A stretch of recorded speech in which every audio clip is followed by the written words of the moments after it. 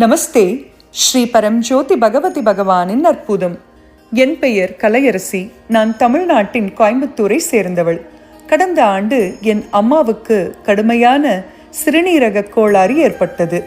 இதன் காரணமாக அவருடைய முகமும் முழு உடலும் கடுமையாக வீங்கியது. அவர் அடிக்கடி வாந்தி மற்றும் வயிற்றுப்போக்கால் அவதிப்பட்டார். மேலும் இந்த அறிகுறிகளுடன் அவருக்கு மார்பு வலியும் ஏற்படத் தொடங்கியது. அவருடைய நிலை மோசமடைவதைக் கண்டு நாங்கள் மருத்துவமனைக்கு விரைந்தோம்.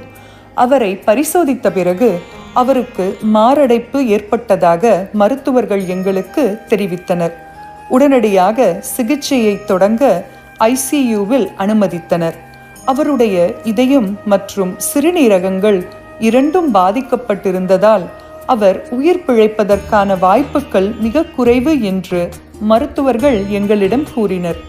அந்த கடினமான தருணத்தில் என் மகளை சத்தியலோகத்தில் நடைபெற்று வந்த சகஸ்ரநாம ஹோமத்தில் பங்கேற்க அனுப்பினேன்.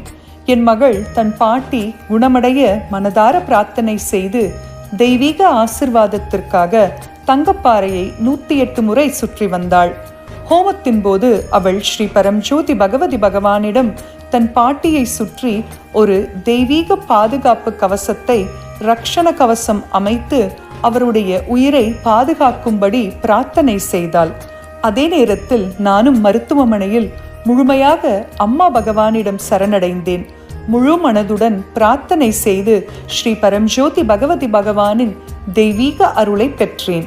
ஸ்ரீ பரம்ஜோதி பகவதி பகவானின் மகத்தான கருணையாலும் அருளாலும் ஹோமத்திற்கு அடுத்த நாளே என் தாயாரின் நிலையில் குறிப்பிடத்தக்க முன்னேற்றத்தை கண்டோம்.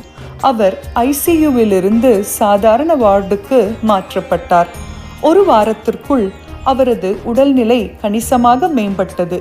மேலும் அவர் மருத்துவமனையில் இருந்து டிஸ்சார்ஜ் செய்யப்பட்டு பாதுகாப்பாக வீடு திரும்பினார்.